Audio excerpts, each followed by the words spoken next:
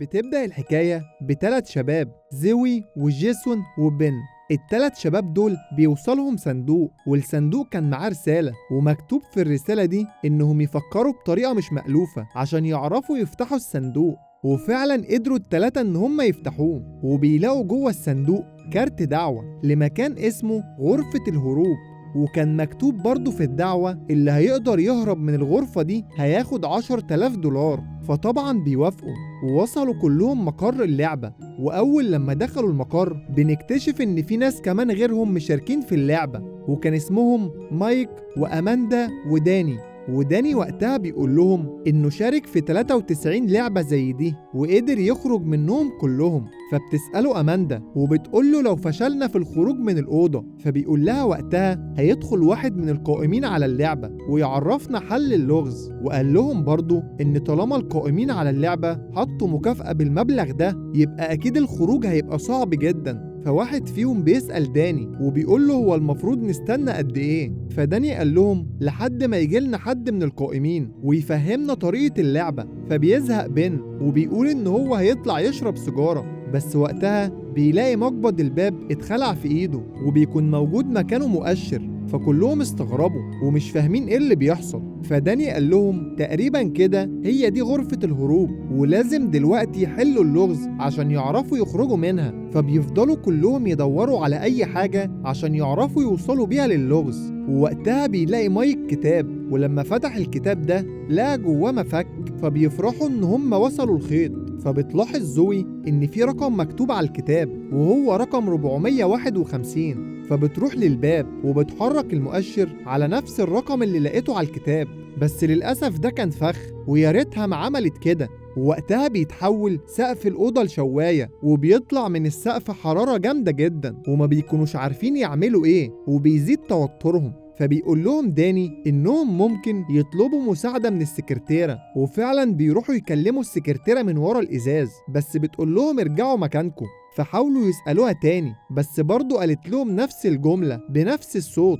فوقتها بيعرفوا إن في حاجة مش طبيعية. فبن بيقول لهم إنهم يحاولوا يكسروا الإزاز عشان يعرفوا يخرجوا، وفعلا مسك طفاية الحريق، بس بيتفاجئ إن الطفاية بلاستيك فبيرميها عشان ملهاش لازمة. ووقتها بنلاقي إن العواميد بتاعة الأوضة برضو اتحولت لشواية. وزوي بتلاقي في الطفاية اللي رماها بن مفتاح غريب، فبياخدوا المفتاح وفتحوا بيه باب مكتب السكرتيرة. بس المفاجأة إن السكرتيرة طلعت تمثال، واللي كان بيرد عليهم ده صوت وهمي. وفي نفس الوقت التليفون اللي جنبها رن، فجيسون هو اللي رد. فبيسمعوا رسالة مسجلة، وبيكون مضمون الرسالة إن هم يتبعوا القواعد. وبعد شوية بنلاقي إن الأوضة كلها حرارتها بدأت تعلى وبقت كلها شواية، وكل جزء في الأوضة بقى بيطلع حرارة. والموضوع بيزيد أكتر عشان طلعت من الحيطة مراوح بتزود الحرارة أكتر. فبتكتشف زوي زراير على الترابيزة، فبتدوس على واحد منهم، فبتلاقي إن في شباك في الحيطة اتفتح، بس ما اتفتحش كله. فبعدها داسوا على كل الزراير عشان فاكرين بكده إن الشباك هيفتح.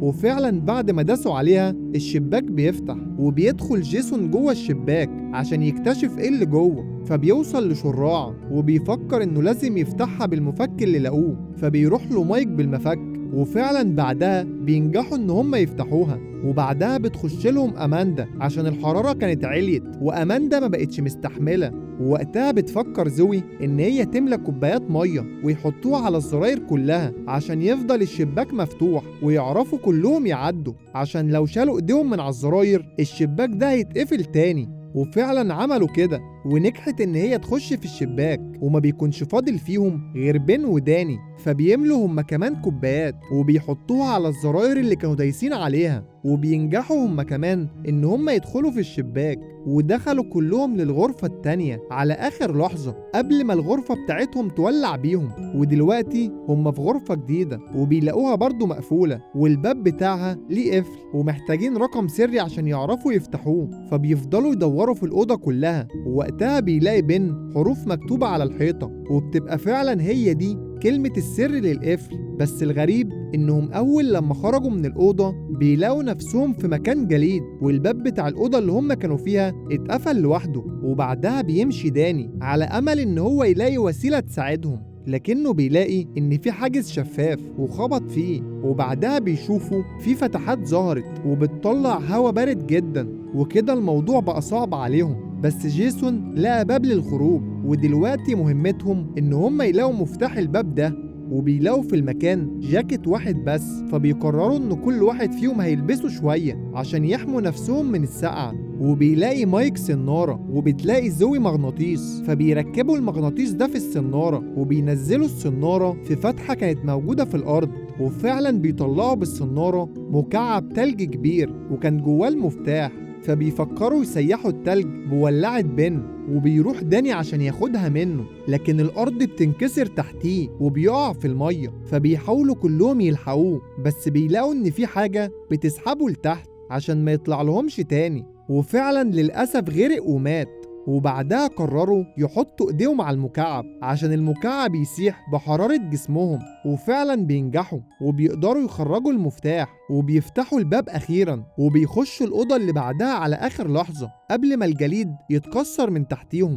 وبعدها بيلاقوا نفسهم دخلوا أوضة عبارة عن صالة ألعاب، لكنها متصممة بالمقلوب، وبتقع سماعة التليفون من السقف، فبيرد مايك وبيلاقي صوت عالي ملوش لازمة. وبعدها بيلاقوا الباب بس ما بيكونش ليه مقبض يتفتح منه، وبيلاحظ وقتها مايك إن الكرة البلاك في ترابيزة البلياردو مش موجودة، وبعدها بيقع جزء من الأرض اللي واقفين عليها، وبيكتشفوا وقتها إن هما في مكان عالي، وبتطلع أماندا للسقف وبتلاقي خزنة محتاجة 4 أرقام عشان تتفتح. وبعدها زوي بتلاقي لغز على الحيطة لازم تكون منه صورة، وبتنجح إن هي تحله، والصورة بيبقى فيها 3 ألوان، أصفر وأسود وأزرق، وبيستنتجوا إن كلمة السر بتاعت الخزنة هي ال4 أرقام اللي مكتوبة على الكور، الأصفر 9 والأسود 8 والأزرق 10. فبتكتب أماندا الأرقام، بس برضو الخزنة ما بتفتحش، فبتقول لهم زوي طالما في أوضة مقلوبة يبقى كده لازم يعكسوا الأرقام، وفعلا بيكتبوا تاني الأرقام بالعكس، ونجحوا المرة دي إن هم يفتحوا الخزنة،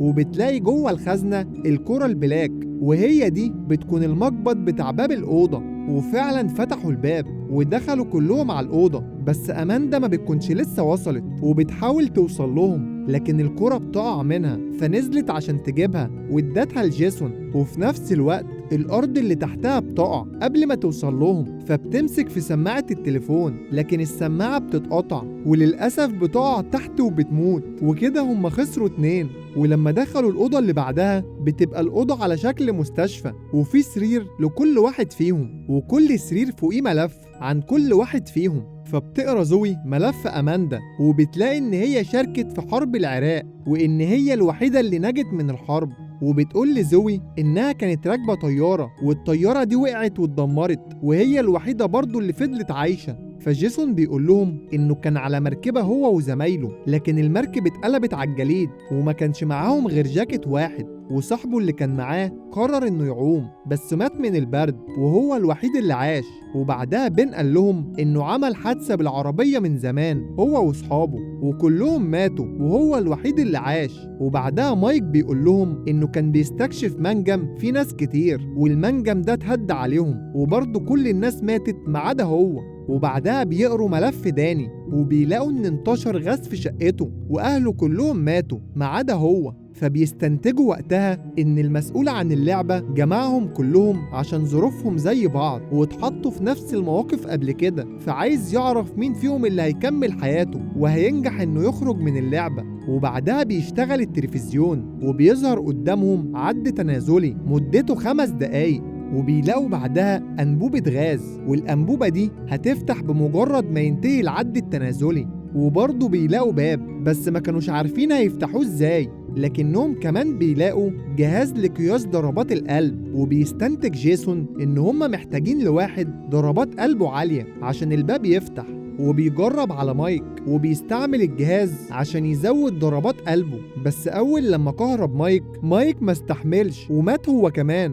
فبعدها جيسون بيقول لهم ان هم محتاجين لحد ضربات قلبه قليلة، فبيجرب على نفسه عشان ما يموتش حد تاني. وفعلا وقتها الباب اتفتح بس بيكون الغاز انتشر في الأوضة وزوي بتتخنق وبتموت.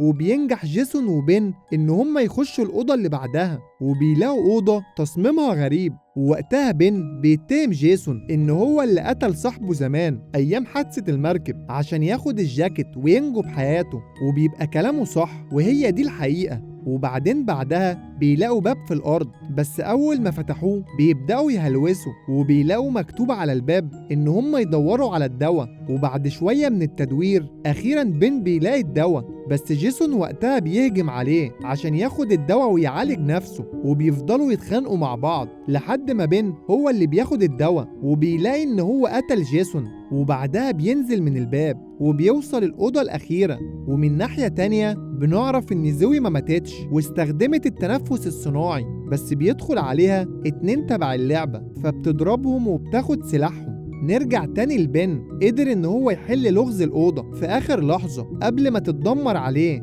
وبيقدر أخيرا يوصل لآخر مرحلة وبيلاقي قدامه صاحب اللعبة. وصاحب اللعبة بيقوله إن هو فاز وبقى الناجي الوحيد، وقال له إن هم جربوا اللعبة على دكاترة وعلى طلاب جامعيين، وبعدين فكروا إن هم يجربوها على ناس نجوا من الموت. بس وهو بيتكلم خنق بن عشان يموته، بس زوي بتوصل وبتضرب عليه بالنار لكنه ما بيموتش، وبيوصل لها وبيحاول يقتلها، لكن بن بيعرف ينقذها وأخيرا بيقتلوه. وبعد كده بينجحوا إن هم يخرجوا من المكان. ولما طلعوا زوي بلغت الشرطة، ولما بيرجعوا للمكان تاني بيلاقوا إن مفيش حاجة من اللي حصلت معاهم موجودة، والشرطة بتتهم زوي إن هي كانت بتتخيل. فبتعرف وقتها زوي إن كده مستحيل يقبضوا على صناع اللعبة. وبعد فترة زوي بتقابل بن، وبتعرف زوي إن تم تزوير سبب وفاة أصحابهم اللي كانوا معاهم في اللعبة، وبتقرر هي وبن إن هما ينتقموا من صناع اللعبة. وخلص الفيلم لحد هنا. لو عجبك ما تنساش الاشتراك ومتابعة كل جديد.